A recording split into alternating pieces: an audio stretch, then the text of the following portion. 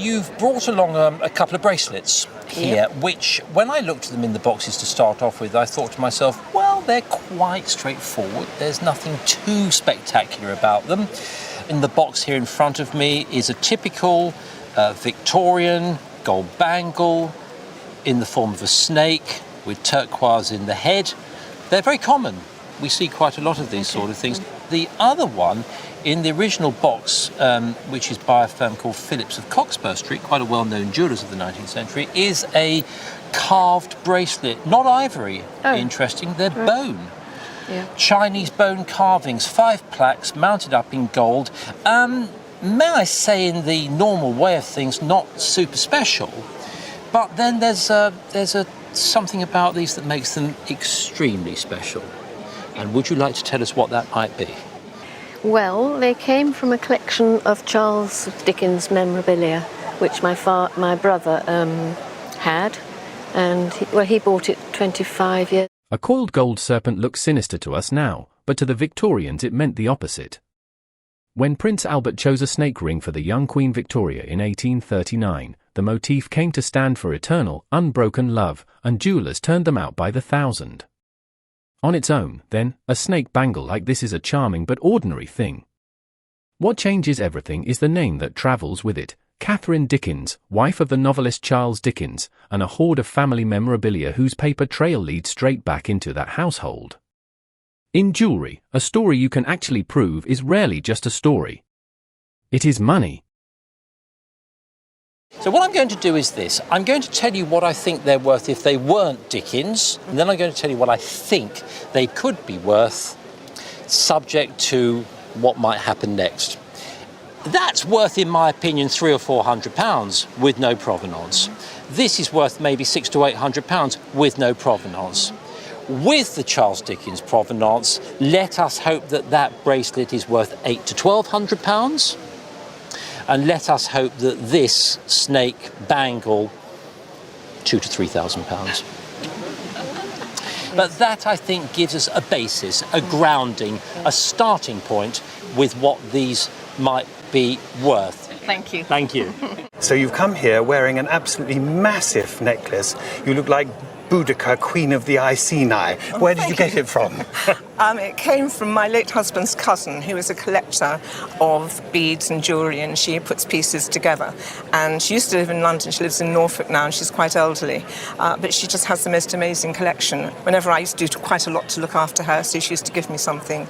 And I've inherited all this wonderful amber. It's stunning, isn't it? And of course, the east coast of England is a great place to find amber. It has a relationship with the Baltic countries, and from time to time, if you're really lucky, you can find it on the beaches in Southwold and Sheringham. But also your links to Boudica and the Iceni are not fanciful at all, because amber was hugely interesting to mankind since antiquity, and people perhaps didn't understand it in the same way, but it was hugely decorative, and they took it to their graves with them. Amber was never stone. It is resin from ancient conifers that hardened over tens of millions of years. Now and then a prehistoric insect turns up sealed inside one, preserved down to the last vein in its wing. That makes a piece like this part jewellery, part natural history specimen, and collectors pay for both. Because the Chinese have taken a huge interest in amber. They love the amber that you're wearing around your neck, this opaque amber. And in my youth, this was really simply decorative. They were worth £80 to £100. What was £80 to £100 is now £500 or £600. And I think your necklace is worth £1,000. Oh, wow. And maybe this lovely selection you brought here is worth another £1,000. So somewhere in the region of maybe even £3,000. Wow. Fortune. You've watched hundreds of these moments. The ordinary object. The jaw-dropping value. But here's the question we never ask: what's sitting in your home? You don't have to wait for the roadshow to come to your town. In seconds, Velqo tells you what it is, when it was made, and what it could be worth. It's like having the roadshow in your pocket. Open the App Store and search Velqo. VELQO. Or point your phone at the screen. You might be sitting on a fortune. You know, I'd like to think that most people who would look at this ring would consider it to be very pretty. do not think it's a very pretty ring. Beautiful. Yeah. Naturalistic, I suppose, might be a word to describe it. You've got a cushion-shaped blue stone in the middle, surrounded by little green beads, with 3 separate sections of further smaller blue stones. What do you know about it?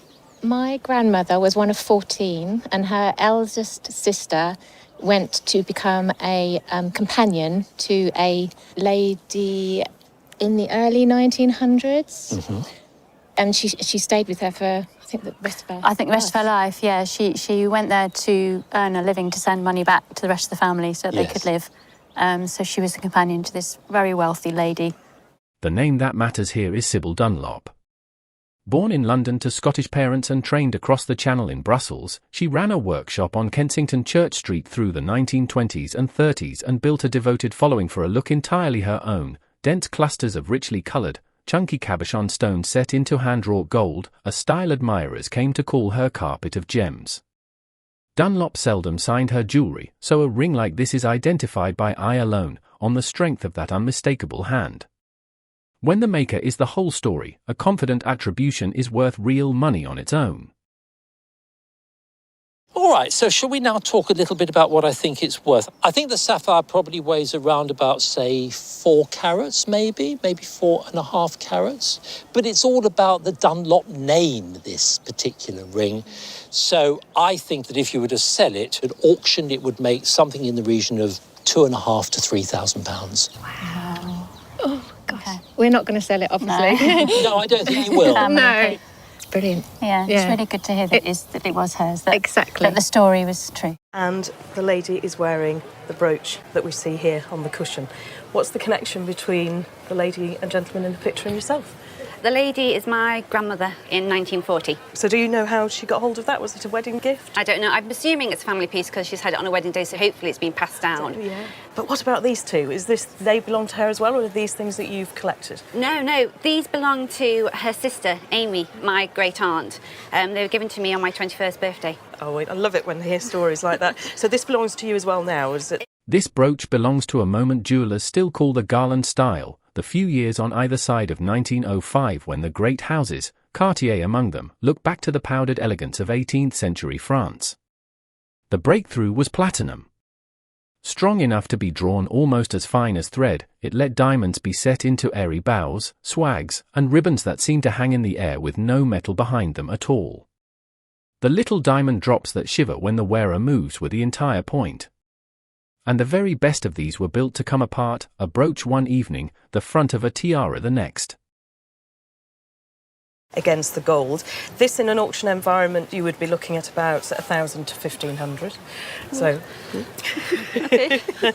the bangle, sadly, because of the discoloration of the turquoise, it does slightly devalue it. But even so, again, I think you'd be looking at 1,000 to 1,500 for a piece like that, because it is pretty. And finally, the diamond brooch, which would have been part of a tiara. In an auction environment, because of all of the construction of it and the beauty of it, I can see this selling for between £2,000 and £3,000. Ooh. I'll have to tell my sister. You will, because she will be watching the programme, so you better come clean beforehand. I will do, yes, definitely. Well, this is a dazzling collection of jewellery that you brought me today. Tell me about it. Tell me about the ring first. The ring belonged to my great-grandmother. Who happens to be this lady here? That's that lady there, yes. In her court dress, perhaps, with fine lace and pearls, and that signals a pretty elevated status, doesn't it?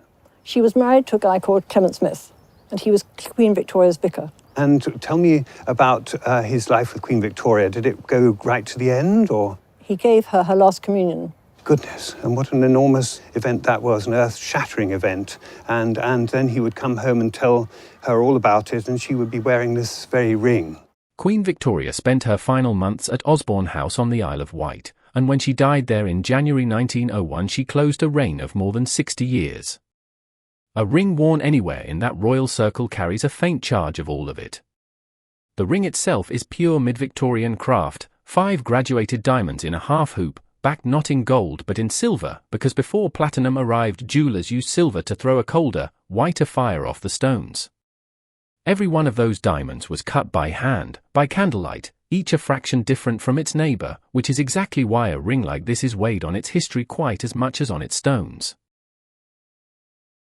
Jewels, very refined ones from two very different eras, and they do carry two very different values. And normally an array of 5 stones like this would be based on the weight of the stones if they were recut. And this would be a complete travesty because this is a mid-19th century ring looking absolutely wonderful as it is. And I don't think anybody would dream much of doing that. So very pretty, original condition, enviable, marketable, so £3,000 to £5,000. And the value of the regimental badge is completely topsy-turvy in this regard because it would be an enormously expensive object to make today. You can have these made by the great jewellers up and down Regent Street, and it would be very costly indeed. It would probably cost £8,000 to £10,000 to make a brooch like this. But in a similar way to buying a great couturier dress or a car, as soon as you take it home, the value diminishes enormously because it's such specific interest. And so commercially, it's not so terribly exciting. It's certainly worth £800 today. Wow. And it ought to be worth dramatically more than that, really. But what a joy. Thank you so much for bringing it. It's wonderful. Thank you. Before you go, a quick word that could save you from a costly mistake. Every week, treasures like the ones you just watched are sold at car boot and yard sales for pennies by people who simply didn't know what they had. Don't let that be you. With Velqo, just snap a photo of anything in your home, and in seconds you'll know what it really is and what it's really worth.